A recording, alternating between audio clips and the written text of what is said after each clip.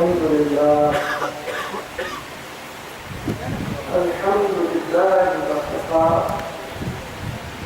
والصلاة والسلام على رسوله وحبيبه سيدنا محمد المصطفى وعلى آله سفينة النجاة وأصحابه نجوم الهدى وعلى أولياء أمته مصابيح الصدق والصفاء. أما بعد فقال الله تعالى في الكتاب القديم والخطاب العظيم: أعوذ بالله من الشيطان الرجيم. بسم الله الرحمن الرحيم. ولنبلونكم بشيء من الخوف والجوع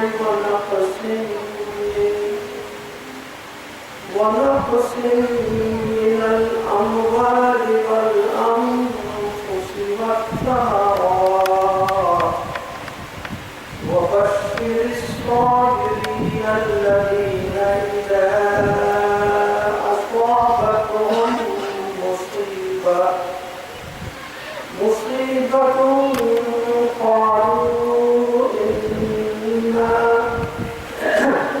قالوا إنا لله وإنا إليه راجعون.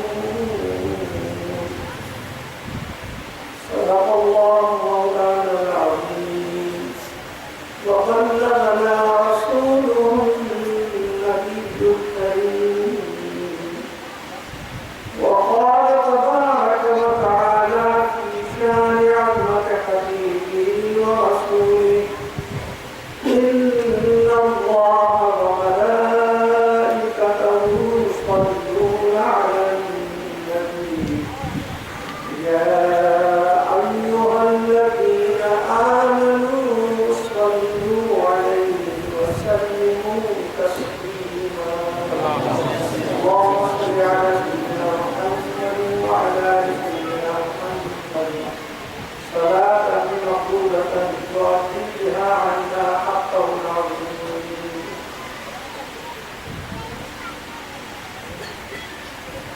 اہل حق باطل کے آگے مات کھا سکتے نہیں.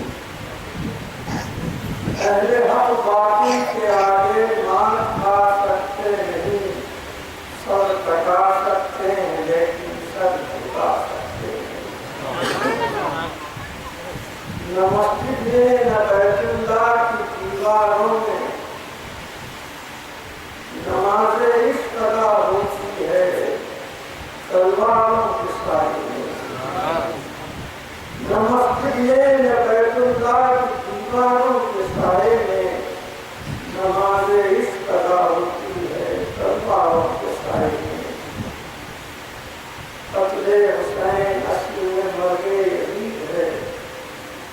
اسلام زندہ ہوتا ہے سب کربلا کے بعد. اسلام کے دامن میں بس اس کے سوا کیا ہے؟ ایک ضرب ید اللہ کی اکثر بحثتی عرض بلا کو عرش کا زینہ بنا دیا. عرض بلا کو عرش کا زینہ بنا دیا. جنگل کو مصطفیٰ کا مدینہ. ہر ذرے کو نجف کا مدینہ بنا دیا. ہر ذرے کو نجف کا مدینہ بنا دیا. سونے حسین مرنے کو جینا بنا دیا.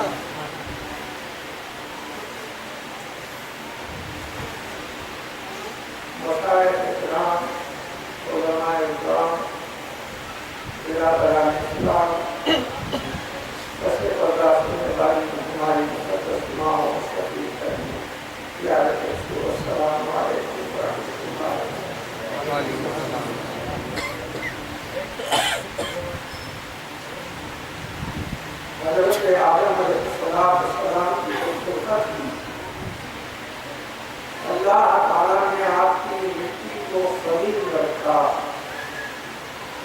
40 سال تک اس پر پانی برسایا گیا.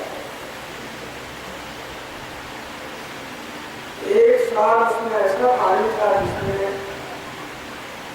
خوشی، شادمانی، فرحت، مسرت اور نشاط کی تاثیر تھی. اور باقی 39 سال وہ پانی برسایا گیا. اس میں مصیبت، بلا، آفت، الفت، طرح طرح کی تکلیف کی تاثیر تھی. یہی وجہ ہے کہ انسانی زندگی میں خوشی گلوزہ ہوتی ہے اور زیادہ تر اس کو رنج و غصے کے سامنا ہوتا ہے.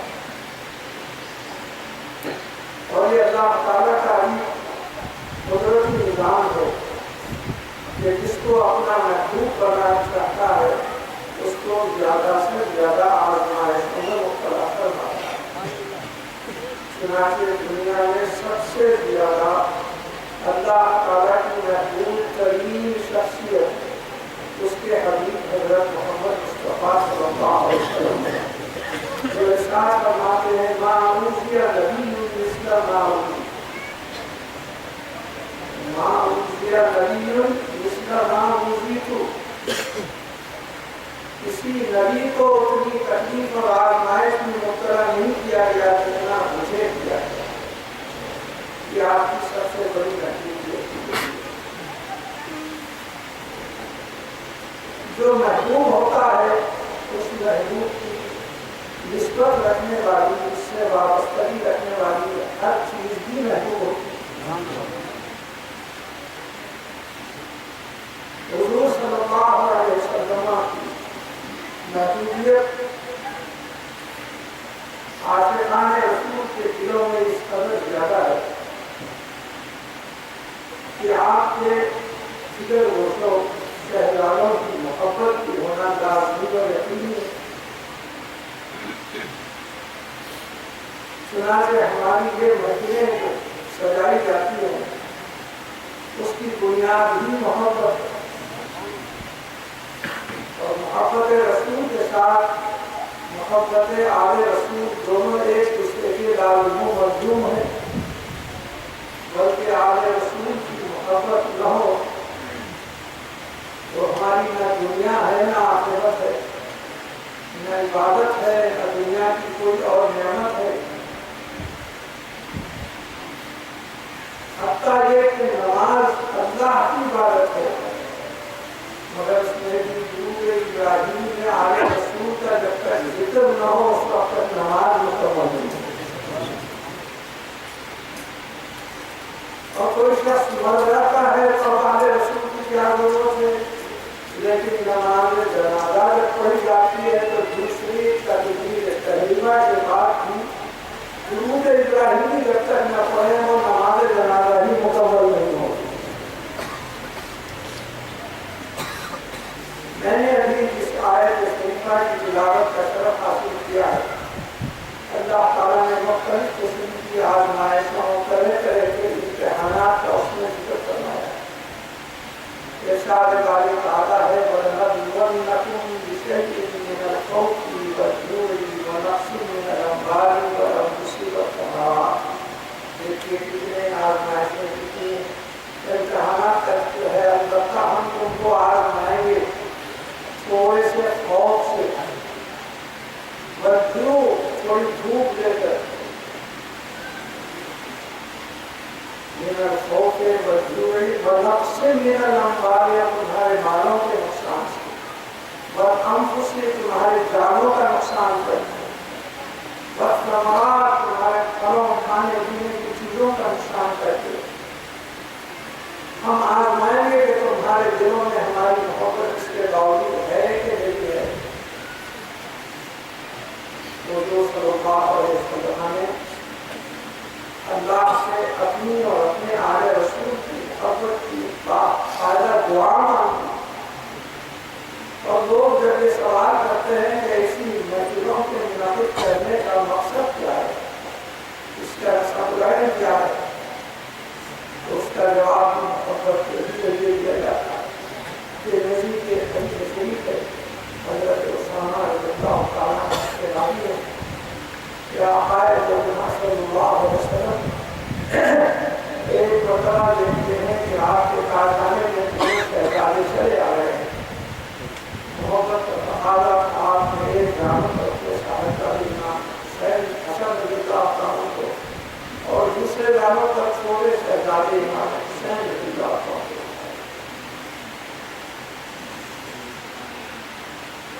کے بعد آپ ان دونوں کی محبت کے لیے اللہ تعالیٰ سے دعا کرتے ہیں.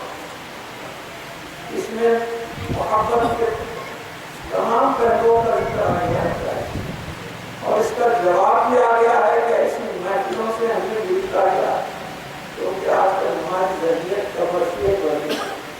ایسا کرنے سے کیا ملتا ہے, ویسا کرنے سے کیا ملتا ہے. حضور صلی اللہ علیہ وسلم نے کوئی دستے دعا دراز کی اور دعا فرمانے لگے. اللہم انی احبک اللہم انی احبہما, اے تعالیٰ میں ان دونوں سے محبت کرتا ہوں, ان کو محبوب کرتا ہوں. فاحبہما, بس تو بھی ان دونوں کو محبوب بنا لے, محبت کر. کوئی کہے گا کہ یہ کون سی بڑی بات کی ہے کرانا, اپنے نمازوں کے لیے محبت کی بات کرتا ہے. ہر نانا اپنے نمازوں کی محبت کا اللہ تعالیٰ سے مطالبہ کرتا ہے. ویسے حضور نے فرمایا اس میں ہمارا کیا فائدہ ہے. اگر آپ مسلم کے آگے کے الفاظ سماعت فرمائیں تو خود آپ اس کا جواب مل جائے گا. فرمایا اللہم انی احبہما فاحبہما واحب من یحبہما, کہ اللہ تعالیٰ میں ان دونوں کو محبوب رکھتا ہوں, تو بھی اس کو اپنا محبوب بنا لے اور ان کو بھی اپنا محبوب بنا لے جو ان لوگوں سے محبت کرتے ہیں. تو پتہ یہ چلا بڑا آسان معاملہ, اللہ کے محبوب بننے کی کوئی کوشش نہیں کرتا. آل رسول کو اپنا محبوب بنا لو, اللہ کے تم محبوب بن جائیں. محبت رسول کے ساتھ محبت آل رسول ایک ایسی نعمت ہے کہ اللہ کی محبوبیت حاصل کرنے کا بہترین وسیلہ اور ذریعہ. تو جیسا کہ میں نے کہا کہ محبوبیت حاصل کرنے کے لیے اللہ کے مختلف آزمائشوں سے گزرنا پڑتا ہے, مختلف امتحانات سے گزرنا پڑتا ہے, اپنی بہت سی قربانیاں دینا پڑتا ہے. ہر متاع عزیز کو اللہ کی راہ میں لٹا دینا پڑتا ہے. جب کہیں پائے ہوئی مراحل اور کامیابی کی منزل کے اوپر حضور صلی اللہ علیہ وسلم کے دونوں نوازوں کو اللہ تعالیٰ نے ایسی خداوند نعمت سے نوازا تھا کہ صورت میں بھی اپنے نانا جان کے مطابق, سیرت میں بھی اپنے نانا جان کا ہی پیکر بنے. چنانچہ حدیث میں ہے کہ حضور صلی اللہ علیہ وسلم کے شہر اقدس, آپ کی خوبصورتی, آپ کے جسم کا ڈیل دور, آپ کی چال چلن, دونوں شہزادوں میں اس میں تقسیم ہوئی تھی کہ امام حسن رضی اللہ تعالیٰ سر سے لے کر کمر تک گرے نہیں اپنے نانا جان حضور صلی اللہ علیہ وسلم کے مطابق, اور امام حسین رضی اللہ تعالیٰ کمر سے لے کر پاؤں تک حضور صلی اللہ علیہ وسلم کی تصویر کرے تھے. یہی نہیں بلکہ اللہ تعالیٰ نے آپ دونوں میں ایک ایسی نعمت کو بھی تقسیم فرمایا. حضور صلی اللہ علیہ وسلم کو اللہ نے وہ تمام نعمتیں عطا فرمائی جو پچھلے نبیوں کو ایک ایک بار کی جگہ عطا کیے گئے تھے. ان سب نعمتوں کو ایک ذات مصطفیٰ میں جمع کر کے آج طوبیٰ حمدارن تو تنہا داری کا مصباح بنا دیا. لیکن ایک نعمت باقی رہ گئی تھی. پہلے کے انبیاء علیہ السلام, مثلا زکریا علیہ السلام, حضرت یحییٰ علیہ السلام, یہ شہید ہو گئے تھے, شہادت حاصل کی. تو شہادت نعمت حضور صلی اللہ علیہ وسلم کے حصے میں نہیں آئی تھی. اللہ تعالیٰ نے شہادت دو قسم کی رکھی ہے. ایک کو شہادت ظاہری کہتے ہیں, ایک کو شہادت باطنی کہتے ہیں, یا دوسرے نام شہادت جلی اور شہادت خفی. شہادت جلی اس کو کہتے ہیں جس میں الگ اعلان شہادت کا منظر لوگ بھی دیکھیں اور جس ہتھیار سے شہید کیا جا رہا ہے وہ ہتھیار بھی نظر آ رہا ہے, جیسے تلوار سے, خنجر سے, بندوق سے, بم سے. یہ سب ظاہری یا جلی شہادت. دوسری شہادت جس میں شہادت خفی یا باطنی, اس میں قاتل بھی نظر نہیں آتا اور جس چیز کیا گیا ہے جان ان کے لیے وہ چیز بھی نظر نہیں آتی. جیسے کسی کو زہر دے کر کسی قسم کے پوائزن کے ذریعے کسی جان لے لی جائے تو زہر دینے والا بھی نظر نہیں آ رہا اور وہ زہر پہنچتا ہے وہ بھی نظر نہیں آ رہا. اس کو شہادت پکی کہتے ہیں. تو اللہ تعالیٰ نے خیال فرمایا کہ اگر میں اپنے محبوب کو شہادت جلی سے سرفراز کروں تو پھر بھی شہادت ختم کا درجہ باقی رہ جائے گا اور اگر شہادت ختم کا درجہ دوں تو شہادت جلی کا درجہ باقی رہ جائے گا. اس لیے اللہ تعالیٰ نے ذات مصطفیٰ صلی اللہ علیہ وسلم کے انوار کو دو برابر کے حصوں میں تقسیم فرمایا. نہ صرف ظاہری صورت کے لحاظ سے بلکہ شہادت کی تقسیم کے لحاظ سے بھی دونوں شہزادوں نے دونوں شہادتوں کو تقسیم فرما دیا. چنانچہ شہادت فتح جیسے زہر کی شہادت امام حسن رضی اللہ تعالیٰ عنہ کے حصے میں آئی اور شہادت جلی میں تلوار اور خنجر سے جو شہادت ہوئی وہ حضرت امام حسین رضی اللہ عنہ اس سے. مجھے اس وقت ایک بڑا پیارا واقعہ یاد آ رہا ہے. حضرت سیدنا علی شیر خدا مولا علی رضی اللہ تعالیٰ عنہ کرم اللہ بہترین خطاط آپ کی تحریر موتیوں کی طرح ہوتی. چنانچہ جب 1992 میں یمن میں مجھے جانے کا اتفاق ہوا تو وہاں کے میوزیم میں میں نے حضرت علی شیر خدا رضی اللہ عنہ کے دستے اثر سے لکھے تھے قرآن کا معائنہ دیکھنے کی سعادت حاصل کی ہے. بس موتیوں کی طرح ظاہر ہے البلد السر الذی بیٹے باپ کا بھید اور راز ہوتے ہیں. دونوں صاحبزادے امام حسن امام حسین رضی اللہ تعالیٰ عنہ کو اپنے خطاطی سکھایا گیا. تھوڑے لوگ کو عبور حاصل کرنے کے بعد اپنی اپنی تختیوں پر لکھ کر والدین والدات کی خاتون جنت رضی اللہ عنہ کی اجازت سے اپنے نانا جان کے پاس آنے تھے اور عرض کرنے لگے کہ یا رسول اللہ بتائیے یہ ان کی خطاطی اچھی ہے یا میری خطاطی اچھی. حضور صلی اللہ علیہ وسلم کے کہ اگر میں کسی ایک کو اچھاتا ہوں تو دوسرے کے دل کو برا مانتا. فرمایا کہ تمہارے والد بڑے اچھے خطاط ہیں اس فن کے ماہر ہیں ان سے جا کے پوچھو.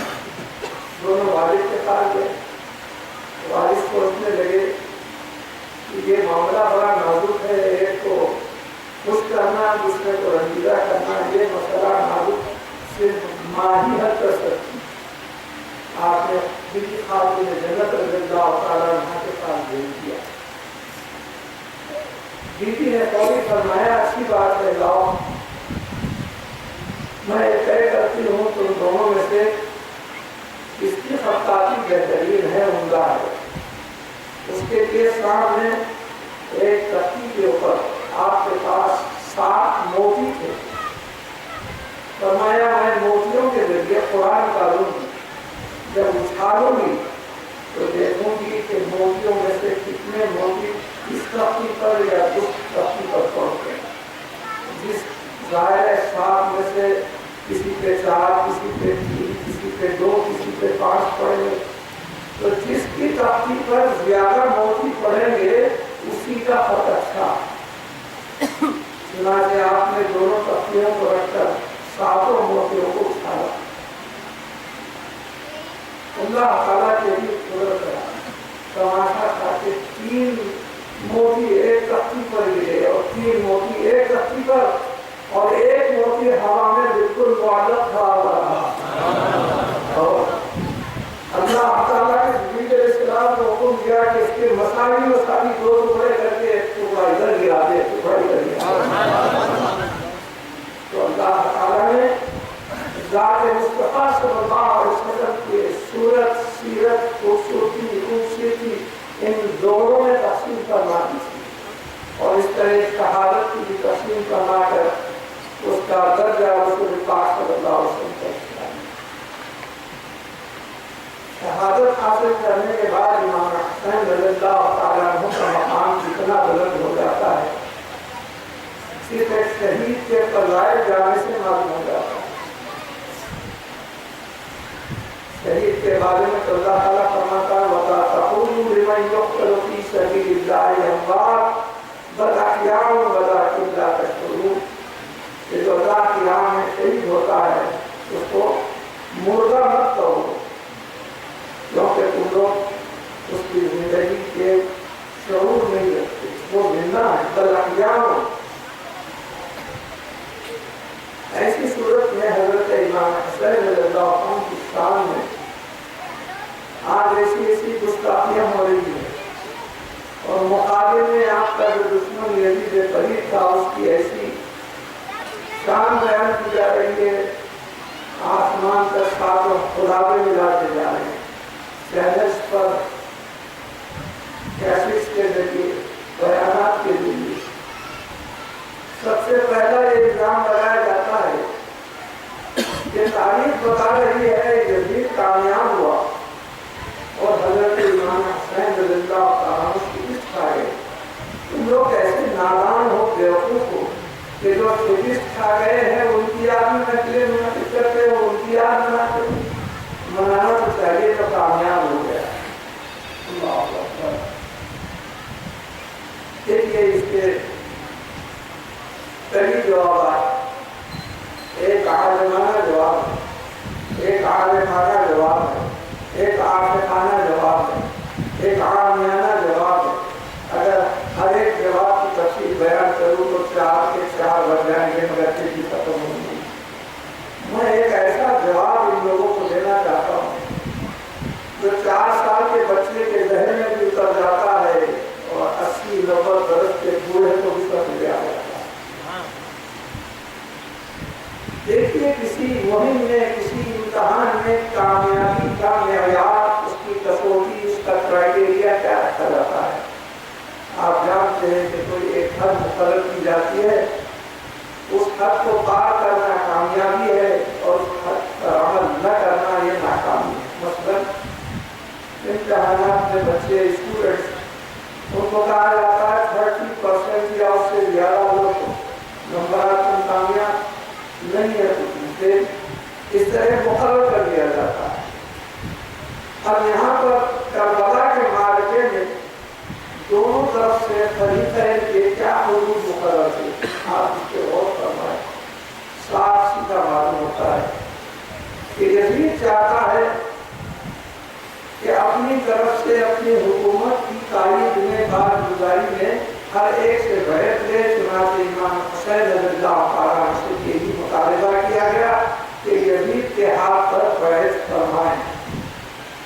اس کی آرزو اور اس کا مقصد یہی تھا کہ امام حسین رضی اللہ تعالیٰ عنہ یزید کے ہاتھ پر بیعت کریں، اور حضرت امام حسین رضی اللہ عنہ کا کیا مقصد تھا؟ آپ نے فرمایا وہ یزید جو دن رات نشے کے دھت میں رہتا ہے، طرح طرح کے گناہوں میں مبتلا ہے، نمازوں کو معاف کر دیا ہے، محرمات یعنی ماں بہن بیٹیوں کے ساتھ عقد کرنے کی اجازت دے دیا ہے، شریعت کو طرح طرح سے مجروح کر رہا ہے، ایسے پلید ہاتھ پر میرا وہ ہاتھ جس کی گواہی قرآن شریف میں تطہرکم تطہیرا، طہارت اور پاکیزگی کی گواہی قرآن دے رہا ہے، اور جس کو نانا جان نے چھو کر اور نور بنا دیا ہے، میں یہ پاک ہاتھ اس پلید ہاتھ پہ کیسے رکھ سکتا؟ آپ نے اپنا اپنا مقصد یہ بنایا کہ دنیا ادھر کی ادھر ہو جائے، مگر میں اپنا پاکیزہ ہاتھ اس کے پلید ہاتھ پر نہیں رکھتا۔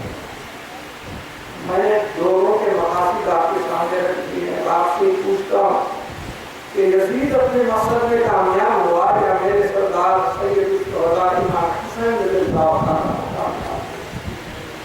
میں سمجھتا ہوں آپ سب کا یہی جواب ہوگا، یزید نے دنیا ادھر کی ادھر کر دی، فوج کے ذریعے 72 نوجوانوں نے حسین رضی اللہ تعالیٰ عنہ کو شہید کر دیا، لیکن اس کے باوجود اس کی آرزو کہ امام حسین کا ہاتھ میرے ہاتھ پر بیٹھ کے لیے آئے تو ہر اس کی آرزو پوری نہیں ہوئی، اپنے مقصد میں ناکام رہا، اور میرے سردار امام حسین رضی اللہ عنہ ڈر گیا، اولاد گئی، زر گیا، سر بھی گیا، مگر آپ نے کبھی اپنے ہاتھ کو اس کے قریب ہاتھ پر نہیں رکھا تو یہ کامیابی نہیں تو ہو گیا۔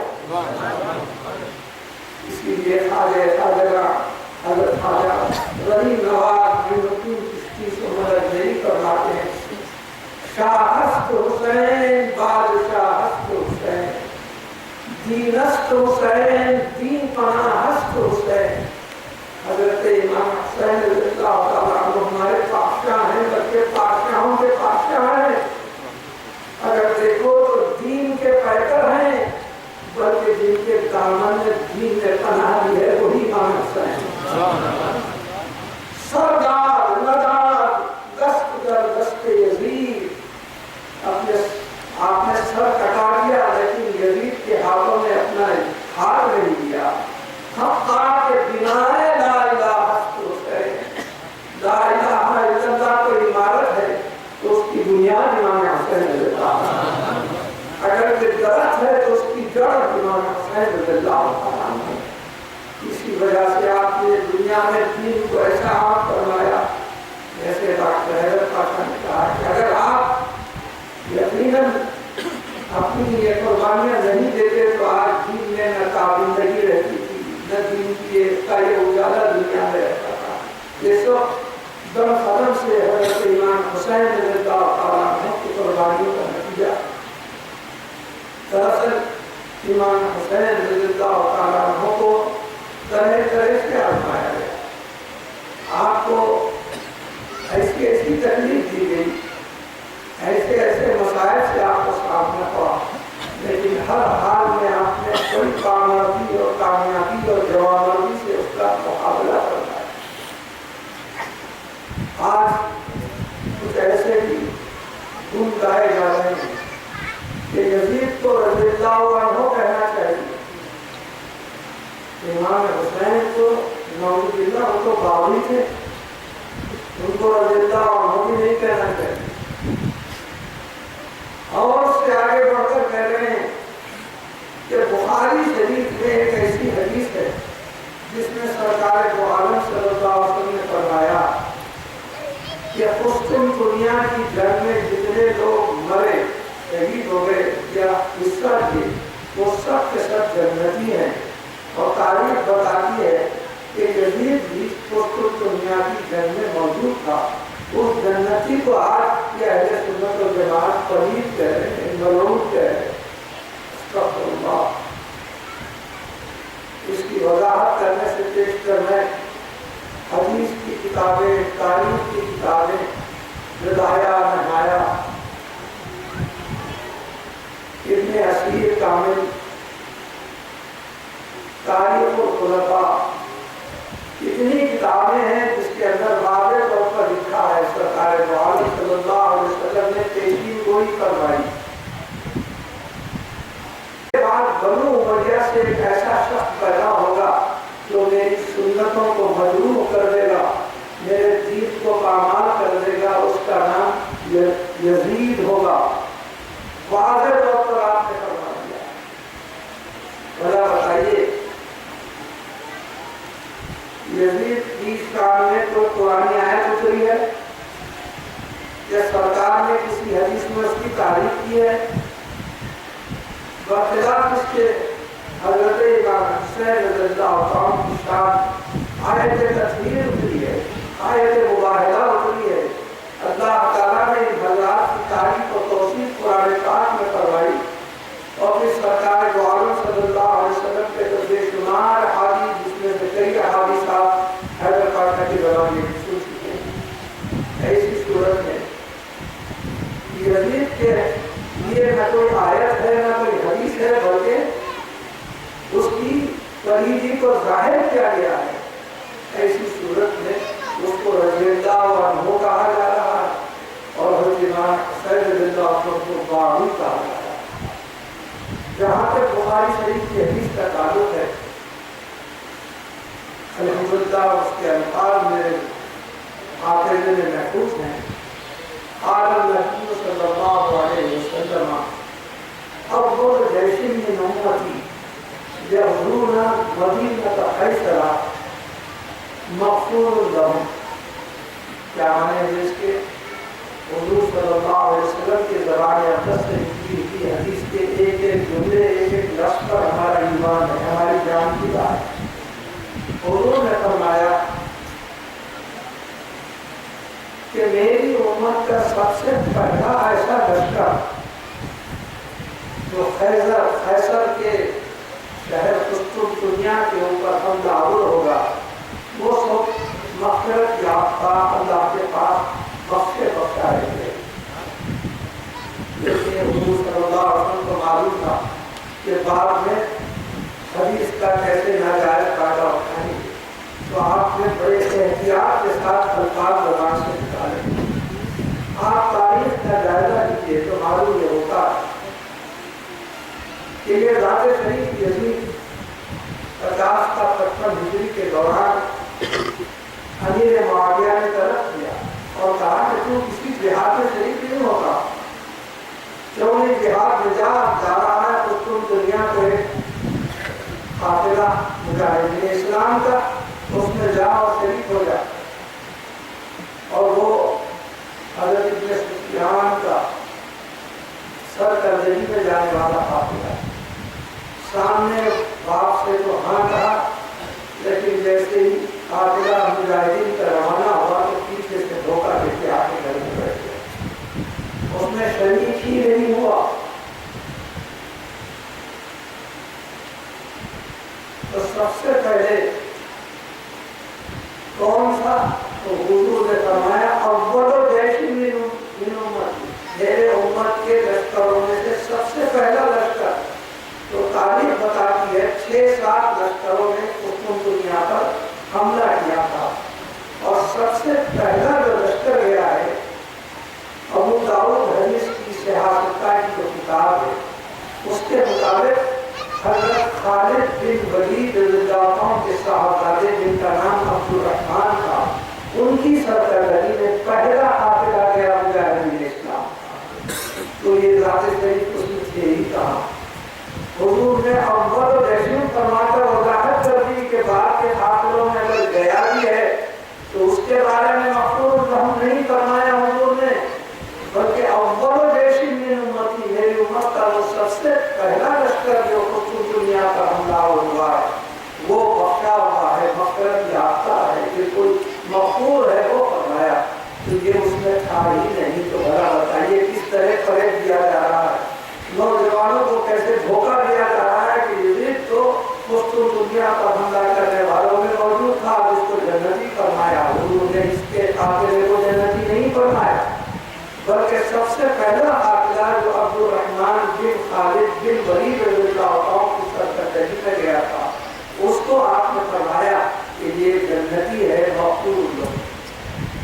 بہرحال آج کل کے دور میں طرح طرح سے لوگ حضرت امام حسین رضی اللہ عنہ سے قدر اور محبت کے بجائے عداوت رکھتے ہیں. تو ان لوگوں کا چھوڑیے، ہم کو ان سے کوئی واسطہ نہیں ہے. جو روح البیان کی ایک حدیث شریف آپ کو میں سناؤں، روح البیان اس میں سرکار دو عالم صلی اللہ علیہ وسلم کا ارشاد ہے، جو شخص من ماتا علی حب آل محمد فقط ماتا مومنوں و شہیدہ. جو کوئی آل رسول جس میں امام حسن امام حسین ہے ان کی محبت میں مرا تو وہ مومن اور شہید کا درجہ حاصل کیا. من ماتا علی بغض آل محمد فقط ماتا کافرا، کہ جو امام حسین اور آل رسول کی دشمنی میں ان کے ساتھ بغض رکھ کر مرا تو وہ کافر ہو کر مرا. اگر دیکھنے میں نام مسلمانوں کا ہے بھی تو اسرائیل علیہ السلام اس وقت تک اس کی جان قبض نہیں کریں گے جب تک ایمان اسے نکال نہ دیا جائے. تو یہ جو لوگ یزید کی تعریف کر رہے ہیں اس حدیث سے واقف نہیں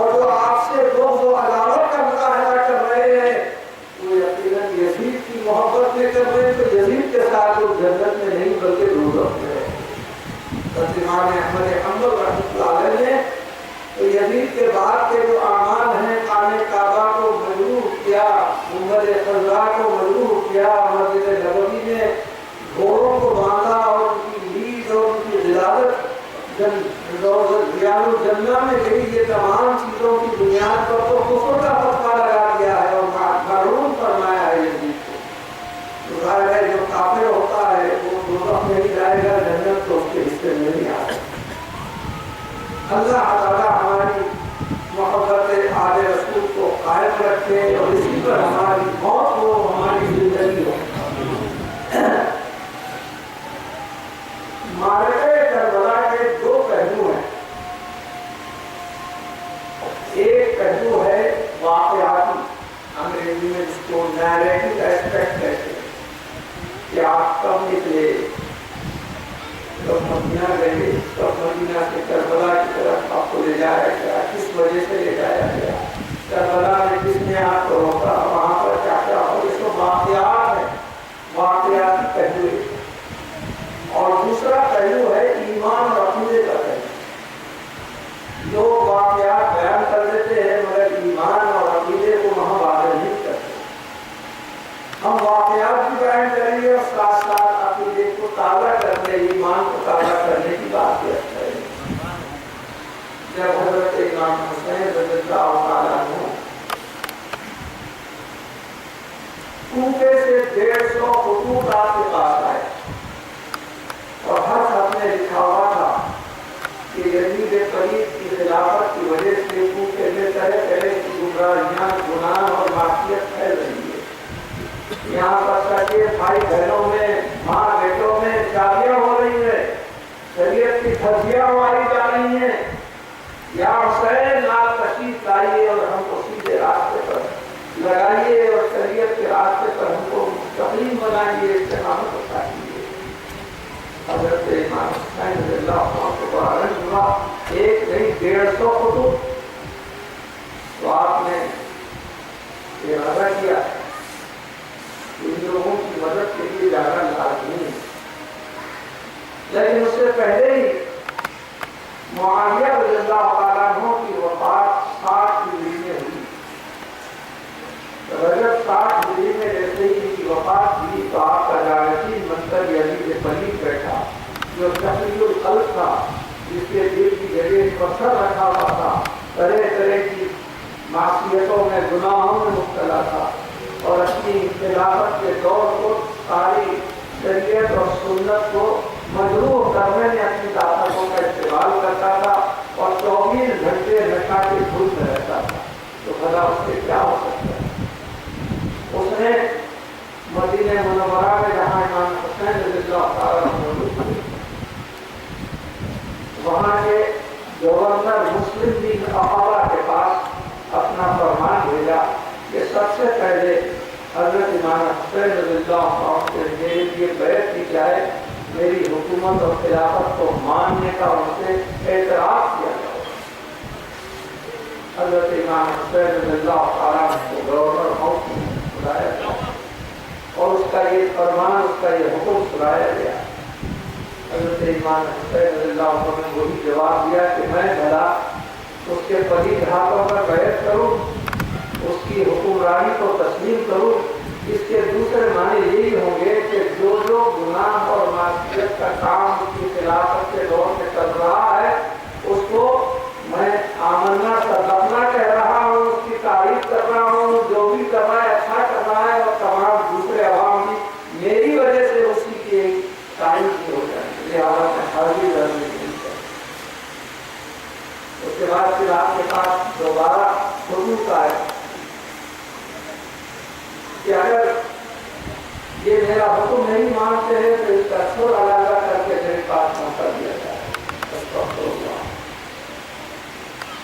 حضرت امیر معاویہ رضی اللہ تعالیٰ عنہ کی سرکار سے اور سرکار کی اہل بیت سے وہ محبت کی کہ جب انتقال ہونے لگا تو کہنے لگے میرے کو اسی تہبند میں دفن کفن دینا اور میری آنکھوں پر میرے پاس رکھے ہوئے سرکار کے کچھ ناخن ہیں، منہ مبارک ہے، میرے آنکھوں پر میرے سینے پر رکھ دینا تاکہ کل کے دن میں اللہ تعالیٰ کے پاس یہ شہادت پیش کروں کہ سرکار سے مجھے کتنی محبت. آج وہی محب رسول کا بیٹا سرکار کے نواسے کا سر قلم کر کے لانے کا حکم جائے. ملا کر آپ مدینے سے روانہ ہوئے، مکہ اور وہاں آگے شعبان، رمضان، شوال، ذوالقعدہ نہیں پر گزارے۔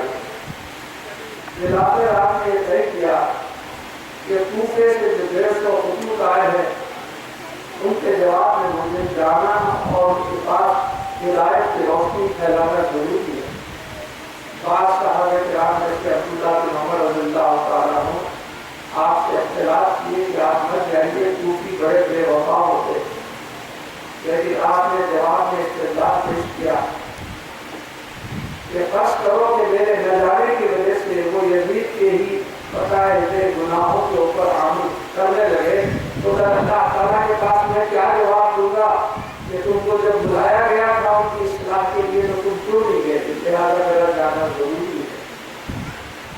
لیکن اس سے دیکھ کر آپ نے اپنے چچادہ بھائی حضرت مسلم بن عقیل رضی اللہ تعالیٰ عنہ کو بھیج دیا تاکہ وہاں کے حالات کا اندازہ رکھتے ہوئے اس کی رپورٹ پیش کی جائے۔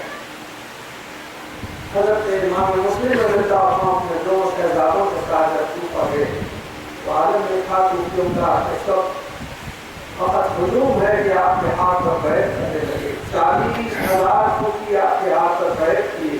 امام حسین رضی اللہ تعالیٰ عنہ کی تعلیم میں جامع مسجد کوفے میں جب یہ منظر آپ نے دیکھا تو امام حسین رضی اللہ تعالیٰ عنہ کے پاس مل کیا کہ یہاں کے لوگ آپ کے فدائی ہیں، آپ ضرور تشریف لائیں۔ لیکن اس دوران یزید نے ایک ایسا کھیل کھیلا، ایسی سازش کی کہ عبید اللہ بن زیاد کو کوفے کا گورنر بنا کر بھیج دیا۔ یہ بات سن تھا، اہل بیت کا بات دشمن تھا۔ اس نے آتے ہی سب سے پہلے اپنے قلعے میں وہ تمام کوفیوں کو طلب کیا جو حضرت امام مسلم رضی اللہ تعالیٰ عنہ کے دست اقدس پر بیعت کیے تھے، اور اس کے بعد کہا کہ دیکھو اگر تم لوگ امام حسین کی اس بیعت کو توڑ دو تو تمہاری جان بچ جائے گی، ورنہ تم کو یہیں پر جلا کر سونا کر ختم کر دیا جائے گا۔ سر وقت کے ساتھ نہیں ہے، عام طور پر مشہور ہے کوفی داریوتی، کوفی وفادار نہیں ہوتے، چنانچہ انہوں نے ویسا ہی کیا۔ حضرت امام مسلم کو بھی شہید کر دیا گیا اور یہ دونوں شہزادوں کو شہید کر دیا گیا، اور حضرت امام حسین رضی اللہ عنہ کے معظمہ سے کوفے کے لیے روانہ ہو چکے۔ راستے میں پر غلط نامی شاعر ملا، آپ نے پوچھا کیا حال ہے، اس کو تفصیل سنا دیا اور کہنے لگا یہ دن تو آپ کے ساتھ ہے مگر تلواریں یزید کے ساتھ ہیں۔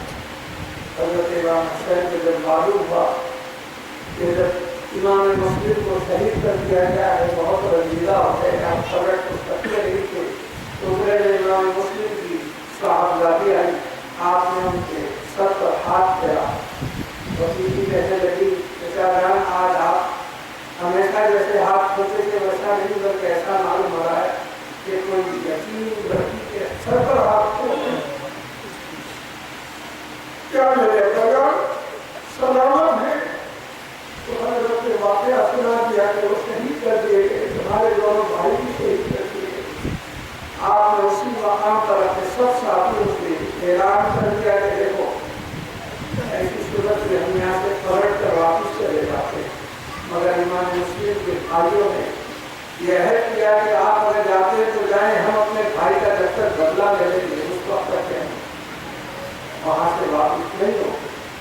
حضرت امام حسین رضی اللہ عنہ سب کے ساتھ ہو گئے، پہنچے کربلا کے میدان سے ذرا پہلے نامی شخص آیا اور کہنے لگا دل میں تو اس کے اہل بیت کی محبت کی، مگر کہنے لگا کہ ابھی ابھی یزید کے پاس سے فوج بھی آ رہی ہے اور یہ حکم نامہ بھی آیا ہے کہ آپ بیعت کر لیں، اور اگر نہ کریں تو آپ کا سر طلب کر کے اس کے پاس نہیں کیا جائے۔ آپ نے فرمایا جو کچھ بھی ہوگا انشاءاللہ مقابلہ کریں گے۔ چنانچہ ایسے مقام پر پاؤں ڈالنے پر مجبور کیا گیا جہاں پر نہر فرات بہتی ہے تاکہ فوجیوں کو پانی پینے کی سہولت ہو، لیکن فوجی تو اپنی سہولت کو دیکھ چکے، لیکن ان اشقیاء نے کیا یہ جو خیمہ اہل بیت رسول کا تھا اس میں پانی بھیجانا بند کر دیا۔ چنانچہ فرات کے اندر درن بھی آ کر پانی پی رہے، سوبر بھی آ کر پانی پی رہے، بکریاں بھی آ کر پی رہے ہیں، یزید کے فوجی بھی پی رہے ہیں، لیکن ساتھی کوثر کے نوازوں کے خیمے کو اقتدا جانا حرام کر دیا گیا ہے، منع کر دیا گیا ہے۔ آپ نے دنیا میں روزے کیسے ہوتے ہیں اس کا مزہ بھی چکا ہوگا، اور بہت سے لوگ آج بھی روزہ ہوں گے، کیونکہ عاشورے کا روزہ رکھنا سنت رسول ہے۔ حضور صلی اللہ علیہ وسلم سے بعض صحابہ نے کیا، حضور یہ 10 محرم کو کیوں روزہ رکھا جاتا ہے؟ تو آپ سے فرمایا گیا کہ یہودی اور نصرانی فرعون کے ڈوبنے کی یادگار منانے کے لیے آپ روزہ رکھتے ہیں، مسلم یہودی کو۔ تو حضور نے فرمایا ہم سے زیادہ ہم کو روزہ رکھنے کا حق ہے، لیکن وہ ایک ہی روزہ رکھتے ہیں، تو ہم نے اور اپنے میں فرق نہیں ہونا چاہیے، ہم 2 روزے رکھتے ہیں۔ چنانچہ فقہا کہتے ہیں کہ 9 اور 10 محرم 2 ملا کر رہے یا 10 اور 11 ملا کر رہے۔ اس کی فضیلت یہ بیان کی گئی کہ جو عاشورے کے دن کا روزہ رکھتا ہے، اللہ تعالیٰ اس کو پچھلے 1 سال کے گناہوں کو معاف کر کے اتنے دنوں کے روزہ رکھنے کا ثواب ہوتا ہے۔ تو آپ سے نظرات میں سے اکثر روزہ بھی ہوں گے، آج روزہ 12، 15، 14، 17 گھنٹے کا ہوتا ہے۔ سحر سے لے کر افطار تک کے 15-14 گھنٹے ہوتے ہیں، اس سے زیادہ تو روزہ نہیں ہوتا، لیکن وہ روزہ کیسا ہوگا کہ حضرت امام حسین رضی اللہ عنہ کے خیمے پر 7ویں تاریخ سے پانی بند کر دیا گیا ہے، کھانے کے لیے ایک دانہ موجود نہیں ہے۔ خیمے آل رسول میں خواتین بھی ہیں، چھوٹے چھوٹے ننھے بچے بھی ہیں، 3 بچے بھی ہیں، مرد ہیں، خواتین ہیں، لیکن ان پر پانی کو بالکل بند کر دیا گیا ہے۔ اللہ اکبر۔ کتابوں میں اس کی تفصیل لکھی ہے کہ چھوٹے بڑے لوگ جو تھے وہ تو برداشت کر رہے تھے، لیکن چھوٹے لوگوں سے بچے ان لوگوں کا یہ عالم تھا کہ کون لوگیاں بتا بتا کے کہتے ہیں آتش ہم کو پیاس لگی ہے، پیاس لگی ہے، پینے کے لیے قطرے آب موجود نہیں ہے۔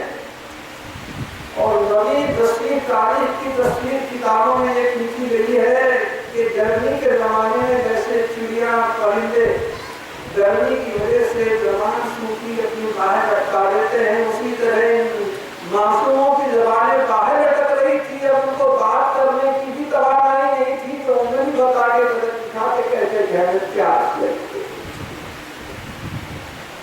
مجھے راز کرنے کا مطلب یہ ہے کہ ہمارا روزہ 15-16 گھنٹے کا ہوتا ہے، لیکن یہ روزہ دنیا سے نازل ہوتا ہے، 7، 8، 9، 10 3 دن کا روزہ، جس میں نہ کھانا ہے نہ پانی ہے۔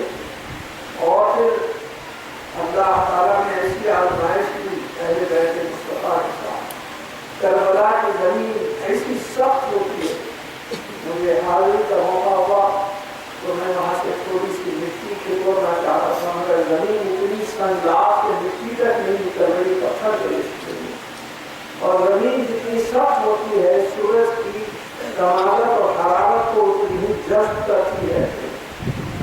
تو دیکھیے کہ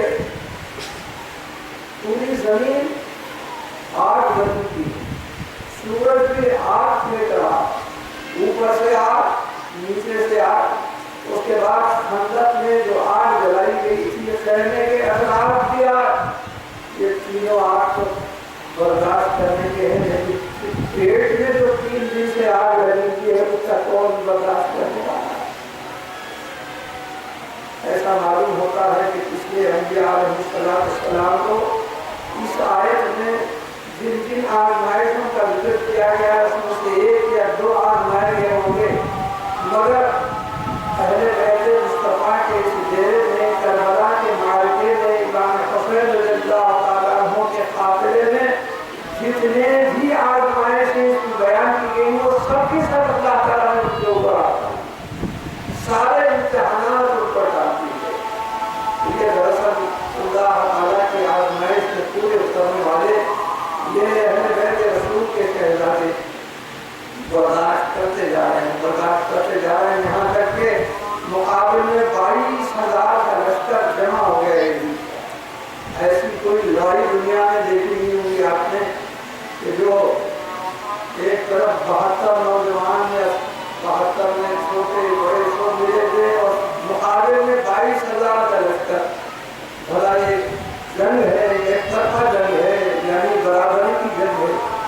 لیکن حضرت امام حسین رضی اللہ تعالیٰ نے اس وقت مظالم کا برابر مقابلہ کیا, کسی سے خوف زدہ نہیں ہوتے, بلکہ آپ ہمیشہ حق کی تائید میں باطل کو کچلنے کا جذبہ رکھتے تھے, اور یہی جذبہ تھا جو آپ کو اللہ تعالیٰ نے کامیاب اور فائز دوام کروایا. چنانچہ 10 تاریخ کے پہلے کی جو رات تھی, جس کو شب عاشورہ کہتے ہیں, اس میں آپ سے مطالبہ کیا گیا کہ لڑنا چاہیے, جنگ کا آغاز ہونا چاہیے. آپ نے فرمایا آج کی رات ہمیں عبادت کرنے دو, کل 10ویں محرم کو انشاءاللہ تعالیٰ دیکھا جائے گا. رات کا نام آپ کی بات مشہور ہے. حضور صلی اللہ علیہ وسلم آپ کو خواب میں آ کر حوصلہ بڑھا رہے ہیں, ہمت افزائی کر رہے ہیں. اتنے میں ایک شخص جس کا نام تھا مالک بن عروہ اپنے گھوڑے پر آ کر ڈیرے کے پاس دیکھا کہ افراد خندق لگی ہوئی ہے اور امام حسین رضی اللہ تعالیٰ عنہ تلاوت قرآن کر رہے. اس نے پکار کر کہا, اے حسین, وہاں سے پہلے دنیا میں ہی تمہارے کو 8 سے سال لگا پڑ گیا ہے. استغفراللہ. اس گستاخی کا جواب حضرت سید الشہداء نے دیا کہ 8 سے مجھے کیا تعلق, 8 میں تو تو جلے گا اور تیرے تمام لوگ جل کے مر جائیں گے. آپ کی زبان کسی پر پاک نکلنے سے کہ اس کا گھوڑا ایک دم بدلنے لگا, چمکنے لگا, کائے کو نیچے گرا, لیکن گرا تو ایسے کہ اس کے پاؤں رکاب میں پھنسے ہوئے تھے. گھوڑا ادھر سے ادھر پھر رہا تھا دیوانہ وار, اور یہ گھسیٹتے ہوئے زخمہ کھاتے ہوئے جا رہا تھا. جناب حضرت امام حسین رضی اللہ عنہ نے فرمایا, سوار میں سواری دونوں خندق میں گر کر وہی جنم کا حصہ ہو گئے. دراصل حضرت امام حسین رضی اللہ عنہ کی زبان ان کی زبان تھی. آپ جو زبان سے کہہ دیتے ویسا ہی ہو جاتا, بلکہ اگر آپ چاہتے تو اللہ تعالیٰ سے اگر قصد کرتے تو فرات کا پانی سیلاب سے لوٹے مارتے ہوئے پہلے حسین پر آ جاتا. لیکن کرامت بتانے کا یہ وقت نہیں تھا, بلکہ اللہ تعالیٰ کی رضا پہ راضی رہنے کا وقت تھا, اس کی استقامت کا وقت تھا. اللہ اور رسول کے جو دعوے تھے, رسول پاک نے آپ کو جو سمجھایا تھا, حوصلہ دیا تھا, اس کے مظاہرے کا وقت تھا. اس لیے آپ نے کرامتیں دکھائی نہیں, مگر پھر بھی کرامتیں نظر آئی. بہرحال صبح صبح جب بھی وہ تبر گنج بننے لگا, ادھر اذان ہو رہی ہے, ادھر تبر گنج, عجیب اذان ہے, ادھر کی اذان اور ادھر کی اذان میں زمین آسمان کا فرق ہے.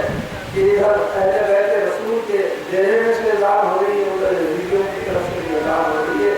باہر وہ مقابلے کے لیے بے چین ہیں. تو زمانے میں جو جنگ ہوتی تھی تو سب ایک دم مل کر نہیں لڑتے تھے, بلکہ سنگل کانٹیکٹ ہے, ایک شخص سے لڑتا تھا. اب 72 سے لڑنے کے لیے 72 کی ضرورت تھی, لیکن ان کو اندازہ تھا کہ یہ 72 کیسے بہتر ہے, ان کی کیسی طاقت ہے, ان کی قوت کیسی ہے, ان کے رگوں میں کس کا خون دوڑ رہا ہے. اس لیے انہوں نے 72 کے مقابلے میں 22,000 لگا رکھا, اور ان 22,000 میں سے کوئی آمنے سامنے آنے کے لیے تیار نہیں ہے, ضرورت نہیں کر رہا ہے. ایک ایک کر کے حسین خیمے سے آپ کا قربان ہوتا گیا, اور ادھر سے لوگ مرتے رہے. بلاخر آپ نے تسلیم محرم کو ایسے وقت جبکہ بہت قریب ہے, جمعے کا دن ہے, آپ نے جائزہ لیا تو چند ایسے نونہال پہلے بیٹھ کے رہ گئے, جس میں امام قاسم رضی اللہ تعالیٰ, حضرت امام زین العابدین رضی اللہ تعالیٰ, حضرت علی اکبر رضی اللہ تعالیٰ, حضرت علی اکبر رضی اللہ تعالیٰ, حضرت امام عباس آپ کے اللہ کی بھائی رضی اللہ تعالیٰ, اور حضرت علی اکبر بشیر تھا, ان کے سوا کوئی نہیں. چنانچہ حضرت امام قاسم سے رعایت کر لگے کہ چچا جان, اب مجھے آپ پر سے قربان ہونے کا وقت آ گیا ہے, لہٰذا آپ مجھے رن میں جانے کی اجازت دیجیے. حضرت امام حسین رضی اللہ تعالیٰ عنہ سوچ رہے, یہ وہ بھتیجا ہے جس سے میں نے اپنی بیٹی سکینہ کا کچھ رشتہ کیا ہے شادی کرنے کا. اس جمعے کو میں کس دن سے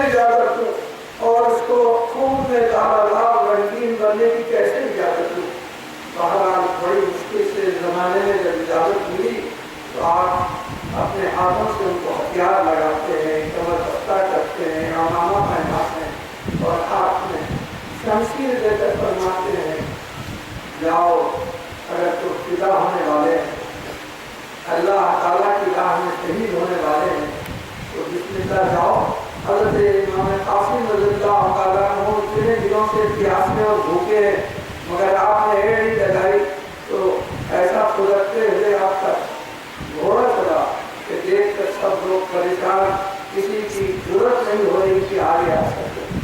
اتنے میں ایک اعظم نام پہلوان تھا، عمر بن سعد جو کمانڈر تھا، اس نے پکار کر کہا ہے حضرت تو اتنے دنوں سے کھا رہا پلا رہا ہے، اتنی تنخواہ لے رہا ہے آپ اپنے دن کے لیے، جا شہزادے کے ساتھ لڑ اور ان کا سر کاٹ کے گیا۔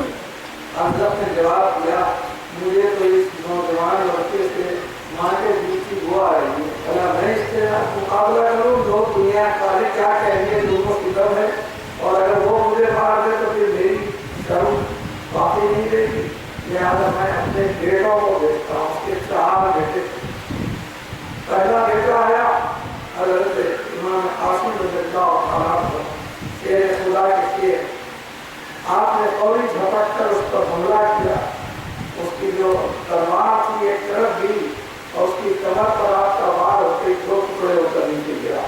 آپ نے اپنے گھوڑے سے اس کی ناک کو کھینچنا شروع کر دیا۔ یہ دیکھ کر دوسرا بیٹا، اس کا جو بھائی تھا، وہ نکل کر آیا اور حضرت امام قاسم کا مقابلہ کرنے لگا، اس کا بھی وہی اثر ہوا۔ تیسرے بیٹے کا بھی وہی اثر ہوا۔ چوتھے بیٹے کا تو یہ عالم تھا کہ آپ نے ایسا حملہ کیا کہ اس کی تلوار آپ کے ہاتھ میں آ گئی، آپ نے اس کا بھی خاتمہ کر دیا۔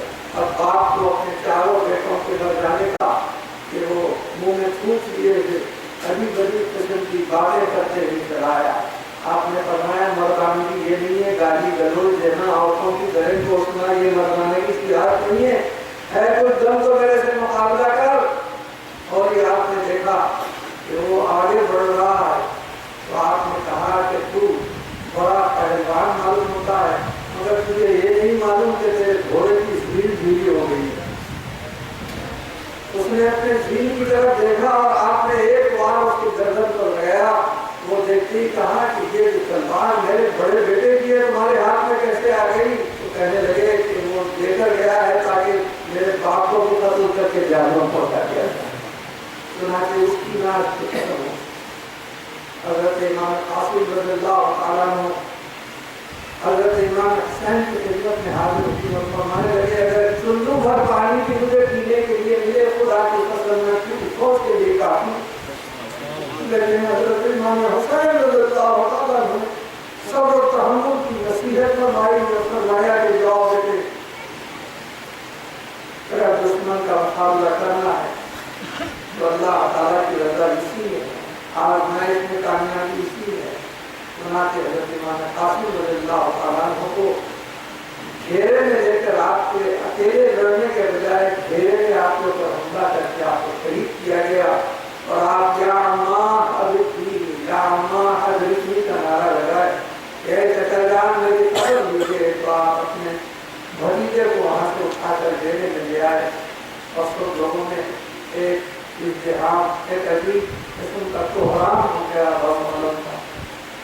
اور اس کے بعد آپ نے نظر ڈالی تو حضرت امام عباس رضی اللہ تعالیٰ عنہ دیکھتے ہیں کہ چھوٹے چھوٹے بچے ان سے پانی کا مطالبہ کر رہے ہیں کہ اب ہمارے میں پیاس کو برداشت کرنے کی تعداد نہیں ہے، یہ چھوٹے بچوں کی پیاس دیکھی نہیں گئی۔ حضرت عباس رضی اللہ تعالیٰ عنہ اس مصمم ارادے کے ساتھ کہ میں مشق بھر کر پانی ضرور لاؤں گا، ایک ہاتھ پر آپ نے مشق ڈالی، دوسرے ہاتھ میں تلوار لیے ہوئے گھوڑے کو آگے بڑھایا۔ عمر بن سعد نے دیکھا کہ حضرت علی کے شیر امام حسین رضی اللہ عنہ کے بھائی وہ خود تشریف لا رہے ہیں، تو یہ بہت اسمبا ہو گیا، اس کو کئی لوگوں کو ترغیب دے رہا مگر کوئی سامنے آنے والا نہیں، جو بھی آتا آپ کی تلوار سے داخل نال ہو جاتا، کچھ لوگ کے کشتے لگ جاتے۔ بہرحال آپ مقابلہ کرتے کرتے نہر فرات تک پہنچے جہاں پر ٹھنڈا پانی بہ رہا۔ ایک دنیا یاد آیا، میں تو انسان ہوں، صبر و تحمل سے کام لے رہا ہوں، لیکن میں جس گھوڑے پر سواری کر رہا ہوں یہ بھی تو روح کا پیاسا ہے۔ بہتر یہ ہے رحمت للعالمین کے شہزادے کا تقاضا ہونا چاہیے کہ پہلے اپنے جانور کو پانی سے سیراب کرے، بعد میں خود پانی پینے کی سوچے۔ چنانچہ اپنی لگام سے اس کو بار بار اشارہ دے رہے ہیں، لیکن ایسے لوگ جو حضرت امام حسین اہل بیت اور رسول پاک کی آل سے محبت ذری برابر نہیں رکھتے، ان کے لیے عبرت کا مقام ہے کہ جیسے آپ اشارہ کر رہے ہیں تو وہ گھوڑا بار بار اپنا منہ ہٹاتے جا رہا اور زبان حال سے کہہ رہا ہے کہ مالک آپ سے نہیں کیے تو ہمارے حضرت میں کیسے ڈھونڈ جا سکتا۔ جب آپ سمجھ گئے تو مسئلہ مرنے سے پیش کر اپنے دونوں ہاتھوں میں پانی لیا، منہ تک لے آئے مگر ایک کو نظر یاد آ گیا کہ جو اپنی کی سکینہ پکار کر کہہ رہی تھی کہ چچا جان اب تو پانی لے آئیں گے، اس پیاس کو یاد آتے ہی آپ کو پانی کو پھینک دیا، مشق کو بھر لیے اور گھوڑے پر سوار ہو گئے۔ ایک ہاتھ میں مشق کے چشمہ پڑا ہوا ہے، دوسرے ہاتھ میں آپ کے تلوار۔ یہ دیکھتے ہی سب اشیاء آپ پر ٹوٹ پڑے، آپ نے ہر ایک کا محاذہ کیا، ہر ایک کو داخل نام کیا اور ان میں سے نکل کر پھیلنے کی طرف بھاگ رہے تھے کہ سامنے سے آ کر حملہ کرنے کی کسی نے جسارت تھی نہ ہمت تھی۔ پیچھے سے ایک شخص جس کا نام نوفل بتایا جاتا ہے وہ آیا اور آپ کے اسی ہاتھ کے اوپر وار کیا جس کے موڑے سے اوپر آپ کی مشق لٹک گئی۔ معلوم یہ ہو گیا کہ ہاتھ پوری طرح کٹا نہیں بلکہ چمڑے کے بل لٹکنے لگا۔ حضرت سوچنے لگے کہ مجھے ہاتھ کی فکر نہیں کرنا ہے، مجھے اس مشق کو ہر گھر تک لے جانے کی فکر کرنا ہے۔ چنانچہ ہاتھ کسی مزاحمت کر رہا تھا، رکاوٹ پیدا کر رہا تھا تو سیدھے ہاتھ سے اس کو کھینچ دیا اور چمڑے کو علیحدہ کر کے نیچے پھینک دیا اور اس مشق کو بائیں ہاتھ سے بائیں موڑے سے سیدھے موڑے کے اوپر منتقل کروا دیا اور سیدھے ہی ہاتھ میں تلوار کی ہے، سیدھے موڑے پر وہ مشق کی ہے۔ دونوں یہ محاورہ کرتے چلے جا رہے ہیں، بڑھتے جا رہے ہیں تاکہ خیمہ جلدی آ جائے اور میں اپنے بچوں سے جو وعدہ کر کے آیا ہوں پانی پلانے کا وہ پانی پلا کر کہوں۔ لیکن دوسرے شخص نے آپ کے سیدھے ہاتھ پر وار کیا اور وہ عجیب منظر تھا کہ آپ کے دونوں ہاتھ سر ہو گئے اور دونوں ہاتھ زخمی ہو کر شہید ہو گئے۔ اب آپ کو اپنے ہاتھوں کی فکر تھی بلکہ مشق کو خیمے تک لے جانے کا ارادہ مصمم ہے، تو آپ نے دانتوں سے اس کے تسمے کو پکڑ کر ایک دم مشق کو کھینچا اور اپنے پیٹ اور گھوڑے کی پیٹھ کے درمیان اس کو رکھ کر اپنے پاؤں سے ایڑ دیتے ہوئے آگے بڑھنے لگے۔ لیکن اللہ تعالیٰ کو منظور نہیں تھا، اس لیے کاٹ کر مشق کو ایسا تیر مارا کہ جتنا پانی پیٹ میں تھا مشق میں تھا اس چیز کی وجہ سے اس کو پانی چھوڑ دیا۔ آپ آسمان کی طرف پلٹ گئے، بس کہنے لگے بارے رہا تیری قدرت کا تماشا رہا، ہم کو سمجھ بھی نہیں آ رہا کہ اپنے اندر خوراک ہو جہاں سے ہرن پانی پی رہے ہیں، سور پانی پی رہے ہیں اور یہ اشیاء بھی پانی پی کر سیراب ہو رہے ہیں اور اس میں کا ایک خطرہ آپ بھی صاحب کوثر کے نوازوں کے لیے نہیں۔ یہ بات تو سمجھ نہیں آ رہی، یہ آج ہم نے سمجھ دیا تو غیر سے آواز آئی ہے پار دراصل نہر فرات کا پانی ان سوربروں اور اشیاء کے منہ لگانے سے ناپاک ہو گیا ہے اور تمہاری پاکی زہی کا ہونا خدا نے عزت کیا ہے، لہٰذا تمہارے لیے یہ ناپاک پانی سے آیا نشان نہیں ہو سکتا اور تمہارے لیے اور کوثر کا شربت کوثر انتظار کر رہا ہے۔ بہت زخمی ہو گئے تھے اور اس کے بعد راستے میں جب طبیعت بہت ہلکان ہوئی اسی کے گرے اور حضرت امام حسین رضی اللہ تعالیٰ آپ کو اٹھایا گیا۔ تھوڑی دیر میں آپ کی روح کا بات ہوئی، حضرت امام حسین رضی اللہ تعالیٰ کی واقعی دل تھا یا وہاں پر کیا تھا کہ جو ان تمام مظالم کو ان تمام مناظر کو دیکھتے جا رہے ہیں اور اس کو برداشت کرتے جا رہے ہیں اور آیت قرآن کی پوری تصویر بدل گئی۔ اب ادھر نظر داری ادھر داری تو دو ہی صاحبزادے نظر آئے، ایک تو حضرت علی اکبر، دوسرے حضرت علی اکبر۔ تو آپ نے خود ارادہ کیا اور اپنے اسلحہ اور جنگی سامان پہننے کے وقت آئے علی اکبر آپ کے جو منزل صاحبزادے کی وہ کھاتے آتے اس سے بیشتر امام زین العابدین رضی اللہ عنہ جو بیمار سے بستر پر پڑے ہوئے تھے وہ اٹھنے لگے۔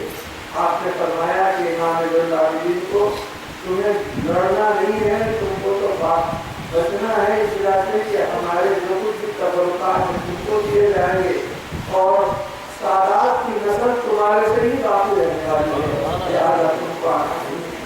کل کبھی اکبر سامنے آئے اور حضرت 18 برس کی پڑھاتی نوجوان ایسی حالت میں باپ کے اوپر فدا ہونے کے خواہش لے کر سامنے آئے تو بتائیے کہ باپ کیسے اجازت دے گا بیٹے کو ایک ایسے ختم اور حالت دل کے شہادت کے جان پینے کی کیسی اجازت دے سکتا ہے؟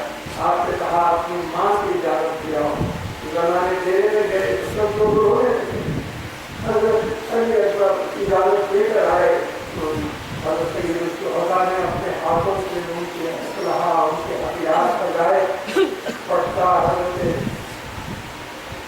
علی سے خدا کا امانہ حضور صلی اللہ علیہ وسلم کا اور تلوار اپنے ہاتھ سے ان کے ہاتھ میں دی، فرمایا جاؤ میدان میں اگر ہم پہ فدا ہوتے ہو آخری وقت میں افسوس دیدہ ہوتے ہو۔ کے بارے میں سیرت کی کتابوں میں لکھا ہوا ہے کہ آپ پیارے حضور صلی اللہ علیہ وسلم کے ساتھ مشابہت رکھتے تھے، صورت میں سر سے لے کر پاؤں تک بالکل حضور صلی اللہ علیہ وسلم کا ہی پترا، ہاتھی کا پیدل، ہاتھی کی شکل، ہاتھی کی صورت، ایسا معلوم ہو رہا تھا کہ جب گھوڑے پر آپ کا گدا کے میدان میں آ کر کھڑے ہیں تو علی اکبر نہیں ہے بلکہ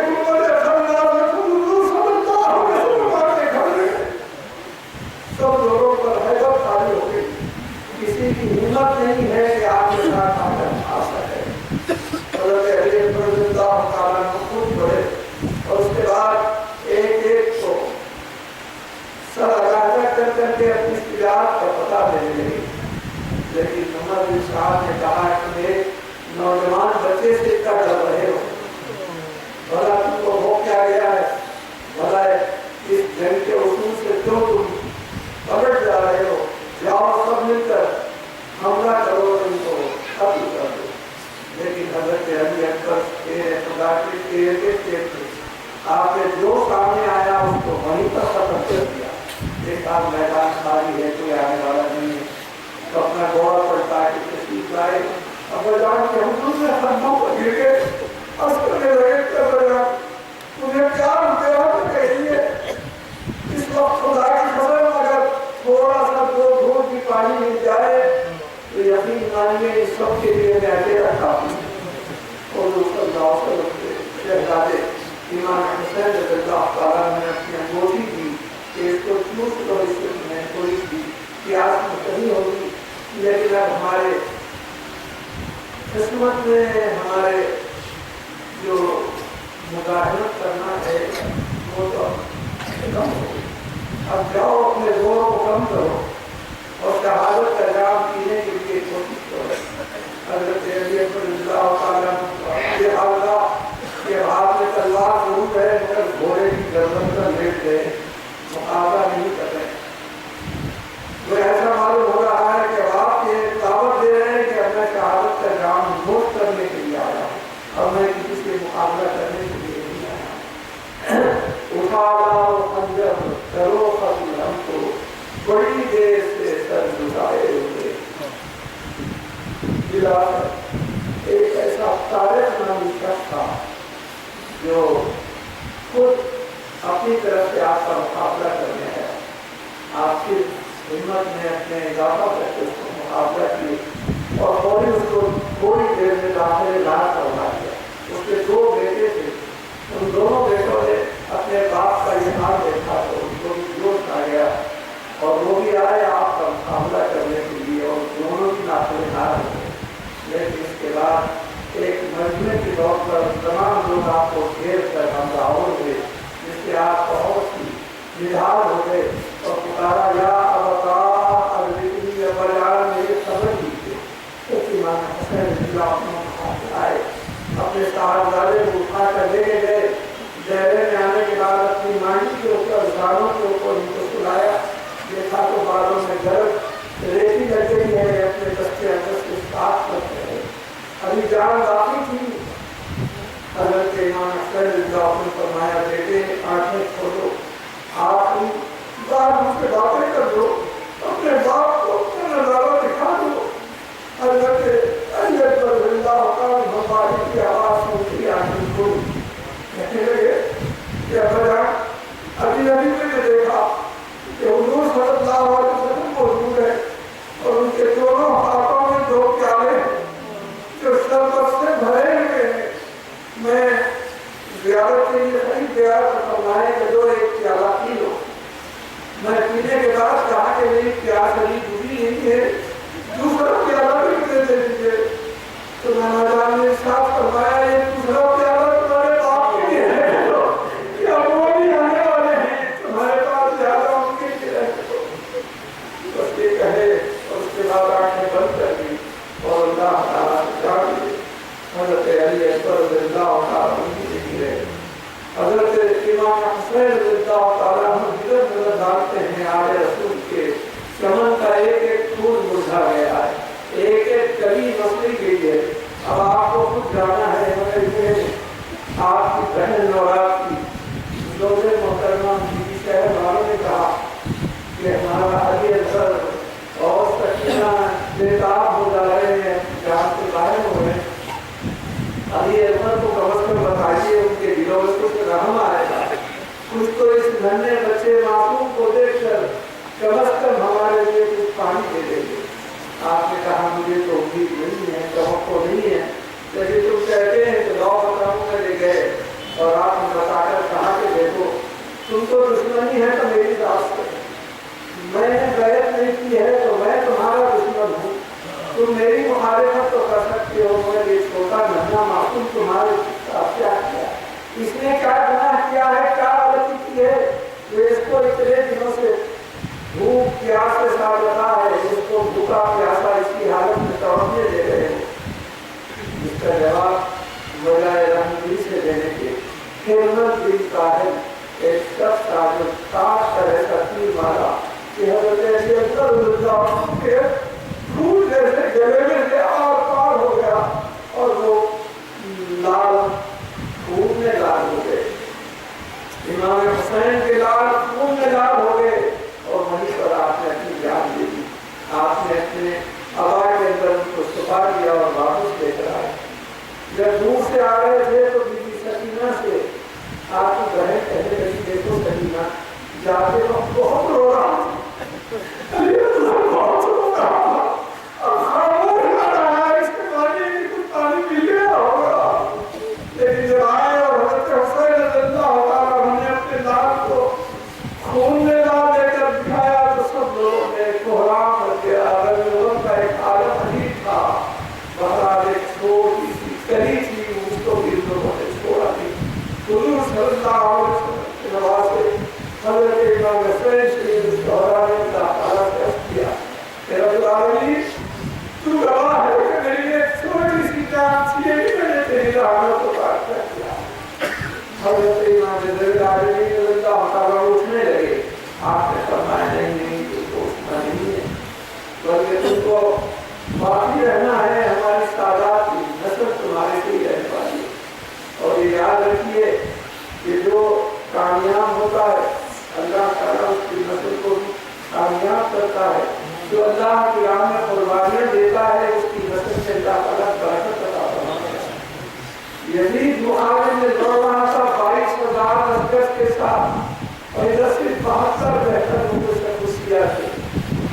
دیکھیے ہو سکتا ہے کہ 5,000 4,000 7,000 مرے ہوں گے، باقی کے 15,000 14,000 10,000 باقی تھے۔ بھلا بتائیے آج یزید اور یزید کے لشکر میں کا کون سا زندہ ہے اور کس کی نسل باقی ہے؟ آپ دیکھیں آپ کے پاس اپنے بہنوں کے لیے بیٹیوں کے لیے اس میں نجیسیاں آتی ہیں شاید، کیا کوئی شخص اپنا سگرے نسل یزید کے ساتھ لے جا کر ملاتا ہے؟ کیا شمر کے ساتھ لے جا کر ملاتا ہے؟ نہیں۔ تو اتنے لوگ رہنے کے باوجود ان کی نسل کو اللہ تعالیٰ نے آج بالکل ختم کر دیا دنیا سے، لیکن یہاں ایک شہزادے حضرت امام زین العابدین رضی اللہ عنہ کیونکہ پورا خانوادہ اللہ کے راہ میں قربان ہو گیا تو اللہ تعالیٰ نے اسے ایک شہزادے کی نسل سے آدمی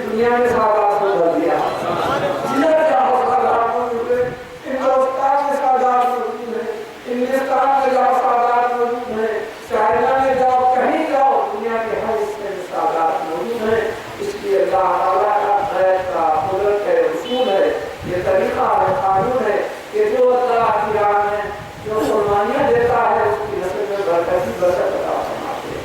बल्कि आपने देखा होगा कि बकरीद जो हम कई जानवरों को ज़िबह करते हैं और इसके बावजूद भी देखो तो उनका मंदिर ही मंदा नजर आता है। ये बरकत दरअसल अल्लाह की राह में ज़िबह करने को दान करने की देती है।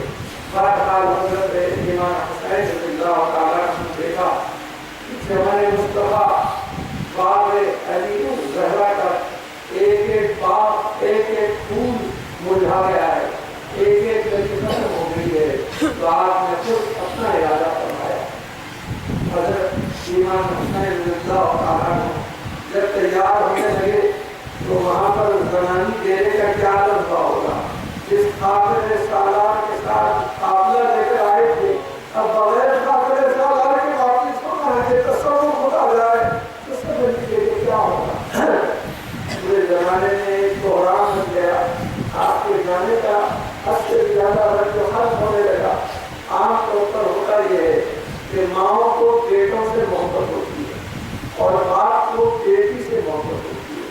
हज़रत इमाम हुसैन रज़ियल्लाहु ताला अन्हु को मोहब्बत अपनी साहबजादी बीवी सकीना से बहुत।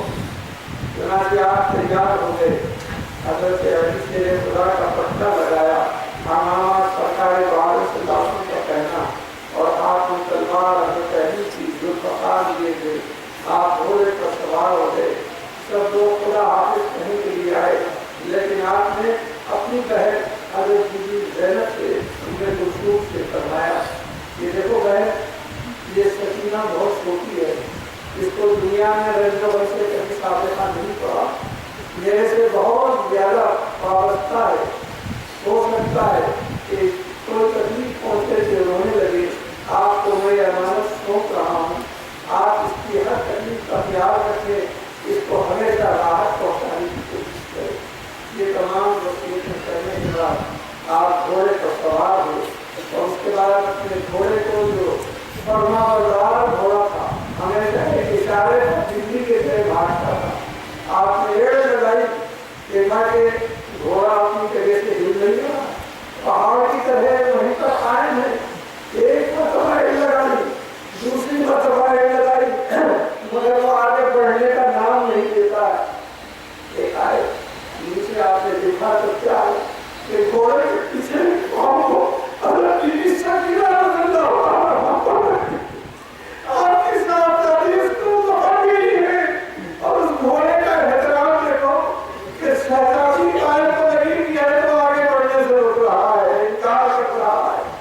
आप फौरन उठे और बीबी सकीना को अपने सीने से लगा लिया और उसके बाद फिर बीबी उम्मे कुलसूम ज़ैनब को आपने अपनी नसीहतें जो करनी थी वही करवाई कि देखो इसकी मोहब्बत का हमेशा ख्याल रखना।